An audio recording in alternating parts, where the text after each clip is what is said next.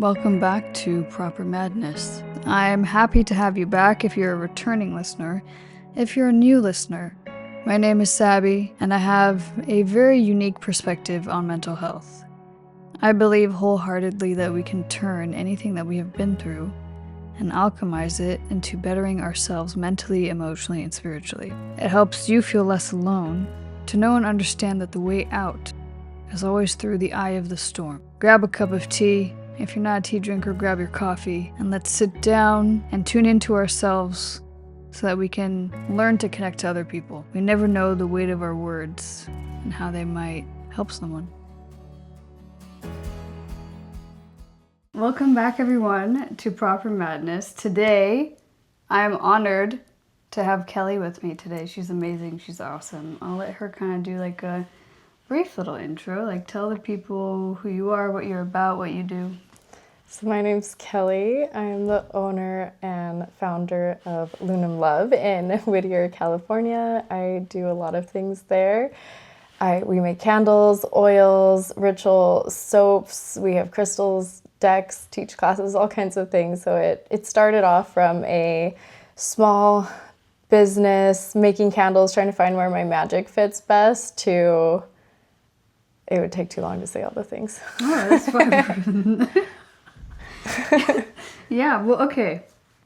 I feel like when you start any business, right, or like you step into your purpose, like what inspired you to do it?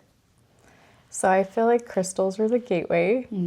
But before that even, I had a jewelry business. So Lunum Love started as a jewelry business, and I absolutely just loved connecting with it. They were definitely a gateway, and then figuring out where my magic wanted to be. Question, how did you figure out that you had magic, that you had abilities, that you had those things? Like, what was the... Oh my gosh, that was so long ago now. So I started getting interested in it when I moved out of my parents' house, because I grew up really religious, like in a Christian household, so there was no goddess or magic. So then after I moved out, I was able to start exploring that. And then when I just dived into like spell work, I realized they worked. And I'm like, oh, okay. So then I just kept exploring it, and then it kind of started from there. I love that. Was there like because you're in tune too, right? Like psychically. Are there any stories you can tell us of like how that came to be? Like, I know with my gifts, it started with me just seeing people who are no longer with us, and I was like, what is going on? And having that ability to like trust myself. How did that look? Like, how did you start trusting, like, okay, what I'm doing is working, or I am tapped in? Yeah, well, I'm Virgo. I'm very logical, so I always test it by logic, and I'm like, oh, this is definitely real. Yeah. If I can't find a logical reason to it. Yeah, I like that. But that feels like so many lifetimes ago that I can't even. I'm like, wait, what happened? Like, how long? That was like 20 years ago. I'd love to know, like, because so I feel like there's so many different realms of magic and manifestation and all the things, right?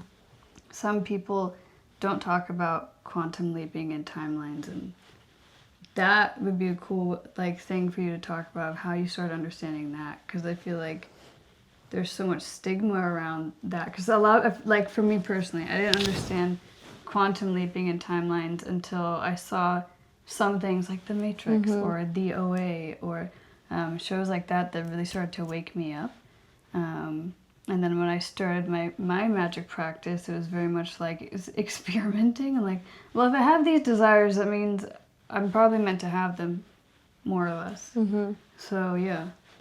So I didn't realize I was timeline jumping, but we always are, because we always have choices, and whatever choice propels us into a different path. So even, yeah, you can make the same choice and stay in the same timeline, but most of the time, like if you choose to go to college or you choose to move, you're going into a different timeline. Yeah. So I started to be very intentional with it, and you'll know when you're in a new timeline, because the old timeline blurs. You really don't have memory of it anymore. So that's why when you're like, how did you know? I'm like, there was a time, I guess there was a time that I didn't know I was magical and didn't know my gifts, but I don't even remember it anymore. Well, because you have that new identity. Yeah, right? it collapsed. That's crazy. Okay, any stories with that? Like the big jump that you might have done? There are always a series of little jumps. So always people think I'm going to just quantum leap into this new timeline. But again, it's the little decisions that we make put us into the new timeline. You can do bigger ones by working on your subconscious. So for example, you're like, I want to go into like when I went into the warehouse versus being in my home, that was a big quantum leap for me, but it was very intentional. It didn't just, I had to put energy to it. Yeah. So I'm like, I would keep saying it every single day. Like, I'm going to grow my business. I'm going to go into a warehouse. I'm going to manifest this, even though I would have fears. Like, and I would just keep saying it until I got to a point. You see, but it's a little bit different things connected to that. But I just got really mad one day and I was like, I'm going to kick a box for the last time. And then that's when I propelled myself. I forced myself, whether I had fear or not, to go into that timeline. I like that. That's really cool. I think, like, a lot of us hold ourselves back, right? Like, if we want to make that jump in that decision, we have that fear, like that little edge. And I know you know this, we kind of manifest based off of where we're subconsciously at, right? Like, I would always I'd be like, manifesting soulmates. But they were soulmates that were matching a frequency that I was at from a different timeline. Right. Not the one I'd like to be in. So, and I didn't clock that until I was like, why is it the same? Oh, my subconscious needed to be reprogrammed first. I love that you have like products that help people do that. Was that something, I'm assuming you experimented with yourself first? Right. Yeah. But not necessarily, and that's what I teach in my classes. You don't have to change your subconscious fully before. Oh, I didn't know that. Yeah, you can jump into the new timeline, but you could go back into your old one. You can use Quantum Leap in the candle. That's why I always give warnings, because if your subconscious is not ready for it, you will put yourself back or you'll sabotage yourself, or your body is going to start acting very oddly, like you'll get pains and stuff. So whenever I'm timeline jumping, quantum leaping, I'm like, body, whatever you try to do to stop me, I'm doing it anyway until my subconscious catches up. Wow. But your body has to catch up too. So I know when I went into the warehouse, I had a knee brace. That's how much my body was trying to stop me. Even this past weekend, thankfully I'm over it, don't worry, because I know we're sitting close to each other. But this past weekend, it was a quantum leap trip, and I can't share details of that because that's a timeline jump that I'm creating. But leading up to the trip, I started to get sick. There was starting to have obstacles, and I'm like, oh, here we go, body. No, you could do whatever you want. I'm still going. And it doesn't matter what external things, because then you'll also see external things try to stop you. Yeah. And keep you into that same timeline. So it felt like I was like pushing against a wall, but I already know this dance already, so you just got to keep pushing no matter what.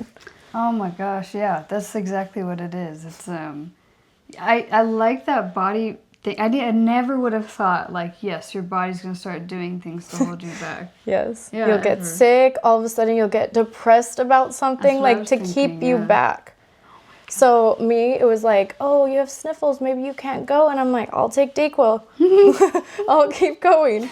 So then my head starts hurting. I'm like, I don't care. Maybe I can't think as clearly, but we're still here because your body wants to keep you the same. People want to keep you the same. People do want to keep you the same. I've noticed that when you jump, people start acting weird. Because remember, the world, your outer world's a reflection of your inner world. So if you feel you can't do it subconsciously yet, you're also going to get people that mirror that back to you.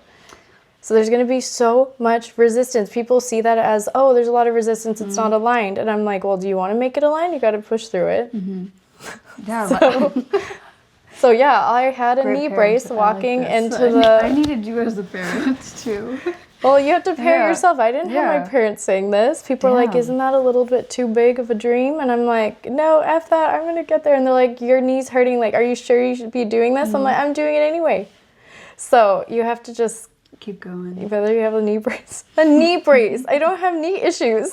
Title of the podcast. And it was... Don't let the knee brace hold you back. It was the left knee, which is the past.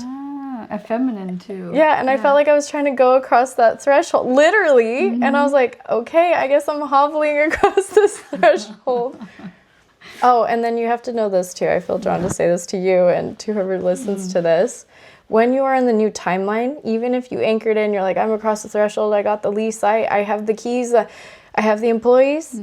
Still, if your subconscious is not going to be caught up yet, and you can't prepare it beforehand. Yeah. Because you don't know all the scenarios, all the feelings. So anyway, being in that, I remember I would start hyperventilating in the warehouse because all of a sudden we leaped, but also my bills leaped. Yeah. And it was like it was a massive difference. Did I do the math? Did I Virgo calculate everything? Yes. But then when it was happening, it was a lot, and I would start being like, oh my gosh, like, can I handle this? Can I do this? And yeah, the knee issue went away at that point, but still I was like, this is a lot. This is new. This is big. How did you overcome that? Letting myself feel the feelings. So when I teach my classes, people think it's all like oh my gosh, I just magically flowed into this. No, I had to scream. I had to cry it out. I had to tell myself it's okay. We're doing this anyway. Because subconscious, you better catch up.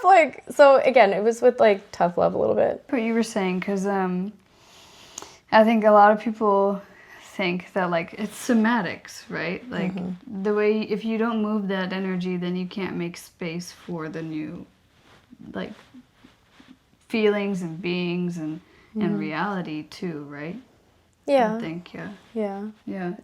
But a lot of times I've seen in the spiritual community, people try to get all of that right before you leap. But then when you go into that, your body's still going to freak out because you didn't think about this scenario and this person trying to stop you, and then the knee thing that starts happening. So then, because your body gets very clever about trying to stop you. Oh my gosh, it gets clever with so many things. I had that with my mental health for a long time. I was That's a big one. Yeah, I was depressed, I was anxious, all the things, but really truly it was just my own stuff holding me back from living the life I wanted to live. And even before I saw you, was it in November?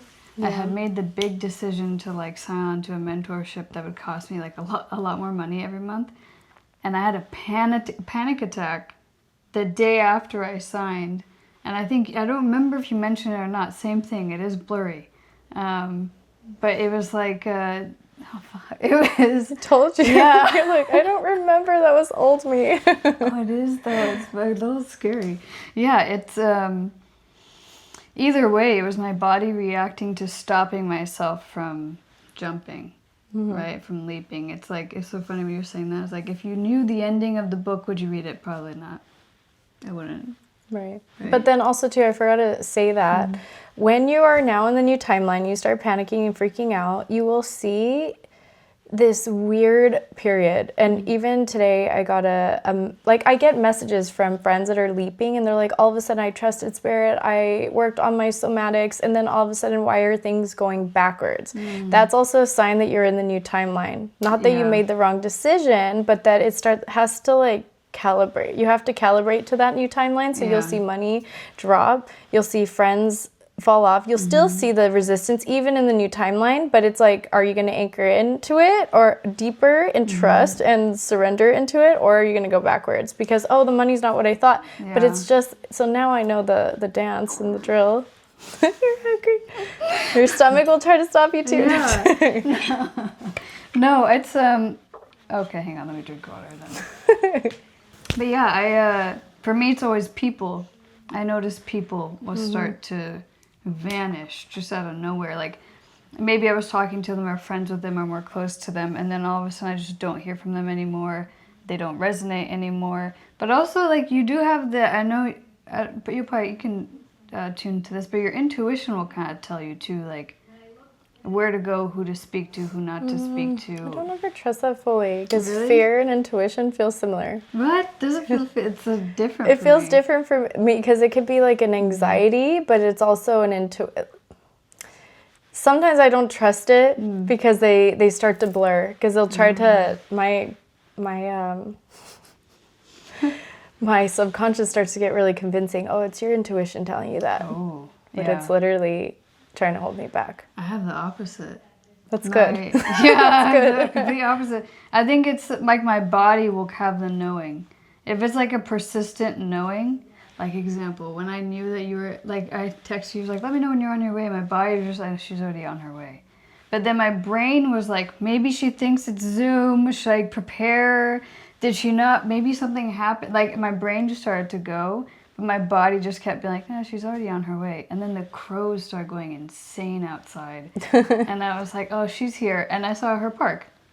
And so like, I found a way to trust my body with my intuition, but not a lot of people do that. You know, like they just kind of, they're like, is it? Because like it's like a calm, I don't know, it's like a persistent calm knowing. Right. Me, yeah. That's good. Because I feel like, I don't know, I just feel like since I'm getting to a level where I'm doing this a lot, my subconscious and my body start to get a little smarter and say like, try to stop me. But I'm like, caught you. Like, stop. Or what's comfortable. You know, like when I leaped recently, unusually recently, I knew, like someone had texted me and a part of me was like, well, if we're going to be in this new timeline, we have to speak our truth. And so my chest and my throat were like, and so part of me wanted to be like, am I not supposed to speak to this person? Is it? And I had to fight through it. Right. And I was like, no. In order to be this person, you have to fight through this, whatever the hell this is. Yeah. Because usually there's resistance. It's not just flow and harmony. No.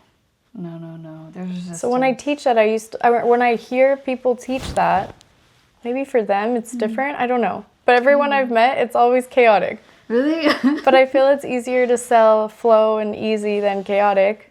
Yeah. I like this discussion. This is good because we're so different. Because someone's like, just flow into the new timeline, and then, but I don't know. I do feel like it's more of a way that they want it to be rather than how it is. Because if you talk to people that are all about flow, and then you tell them how was it, they're like, oh my gosh, this happened, and then this happened. I'm like, I thought you said it was flow. Yeah, they're up in the ethers, that's why. They're not like you. Like, there's some people too high up in the 5D, and you're like, whoa, come back down. But yeah, no, as you're talking, like, but it's like flowing with the chaos. Yeah. Yeah. That's what, yeah, embrace the depths.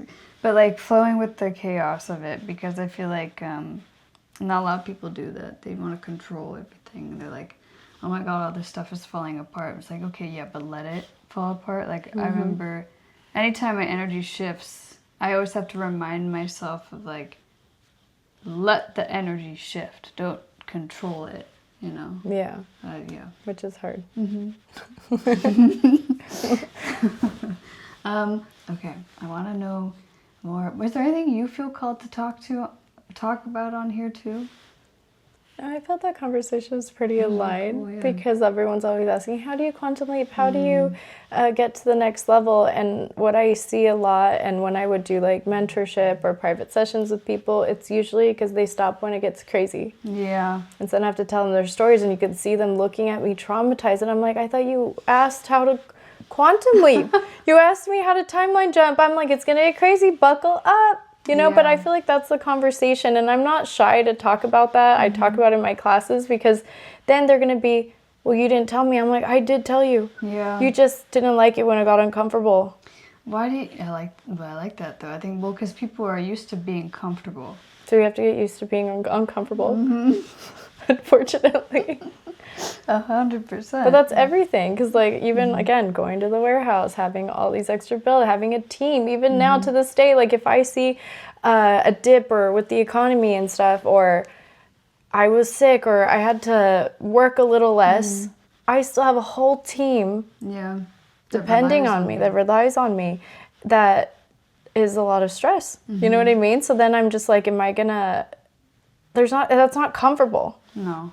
So I have to get used to like, okay, well, what do I need to do? How do I need to market? What do I need to channel, you know, to deliver to the community? Yeah. And then I go from there. But if I let that like, oh my gosh, like I have so much responsibilities, like what am I going to do? Like then I'm not focusing on the creation aspect. No. That's actually a big one. It's like, I think some people think to be in your purpose, you have to have the money and the resources, but what I'm learning is like you kind of have to just fall into your purpose, and then the resources do just kind of come to you, and you have to be responsible enough to like know how to deal with that, and how to stay aligned to like how you're here to serve, right? Like you're here to serve so many different types of people that is why you have all the resources too, you know. But I was meditating. I agree with that, absolutely. But also too, I was having a conversation with a friend of mine yesterday about the post I made about the person that accused me of illegal activity. Oh my gosh, we'll talk about it. We'll get into But going into that, but I was like, how many people have spiritual gifts? We're talking about just the spiritual community right now. Yeah. Like,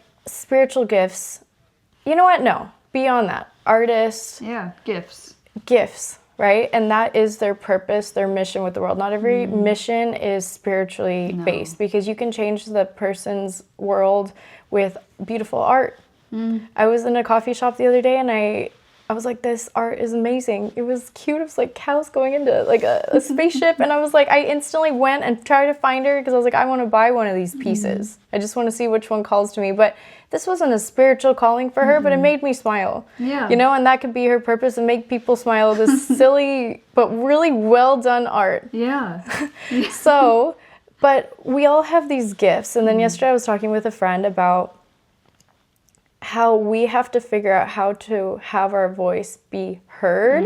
And it gets a little more challenging now with like marketing, because you could be the most talented person and not fulfill your mission because you didn't market properly. Oh my gosh, now you're tapping into my gift. And it's crazy. So then even yesterday with the whole incident of someone accusing me of things, and I'm like, this is actually a good way. How am I going to transmute this energy and make myself be seen? So I was like, okay, I can boost engagement here.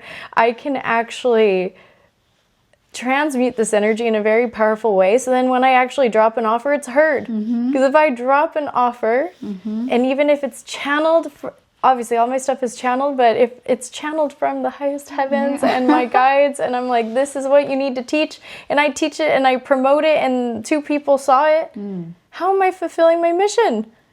Actually, there's so much to say about that. How am I fulfilling my mission? So then that's where I am always talking about. I'm like, show me in the ways that I can boost my algorithm so I can have my voice be heard, because it's not always about working on your throat, right? So then I had this real idea and I did it. And then now my story views went up, and actually I'm going to launch a class after this. Yeah. And it's going to be seen. Yeah. Because now people are engaging. But it's also, there's also like what I found, right? Because this kind of mirrors like what I help people do. I started realizing very quickly, like, yes, like doing photography and video is like one piece. But like the bigger piece was like, how do you help people express themselves, be creative, and be comfortable being seen and like using their voice? 'Cause there's like so many talented people on the planet, but they have such a hard time being seen. It's like one part, like exposure and just like, how do I do it? And then second part is like an energetic, spiritual thing in your body of like, I don't want to be perceived because I don't believe in myself. So I think like with you sharing what you did, it was twofold. It was like, one, you taking your power back, and 2, you breaking some sort of block of like, nah, I don't give a shit. I'm just going to do it. And if people see it, they see it. And if they believe me, they believe me. And it was like a energetic detachment almost.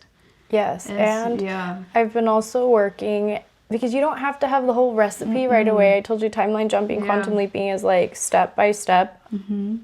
Expanding yourself. Yeah. So if you've looked through my Instagram, I really don't post myself at all. I don't go on video talking. No. And even if I went on video talking and I'm not fully ready for it, it won't be seen. No. So how I've been baby stepping into that, now I'm doing voiceovers. So if you notice, some of my videos have voiceovers. I'm so proud. Thank you. I'm so proud of. But I know if I went on there talking, it wouldn't have the impact, because I'm not ready for that exposure. Yes. So then I was like, okay, well, voiceovers are the next thing. And that's how I even grew my business. When I was growing my tarot side of my business, I started doing email readings, and then I did phone, then I did Zoom, then I did psychic fairs. Yeah, that's exactly, it's step by step by step. Not like, because a lot of people think that they have to face their fear, and now they're going into like a YouTube channel. No. And I'm like, But then your body's not ready. you're not ready. You're not going to be seen. And now it's going to reinforce the belief that you shouldn't be on camera. Like, you see, this is why I shouldn't have tried. Yeah. Well, it's all nervous system work, right? And subconscious and detachment.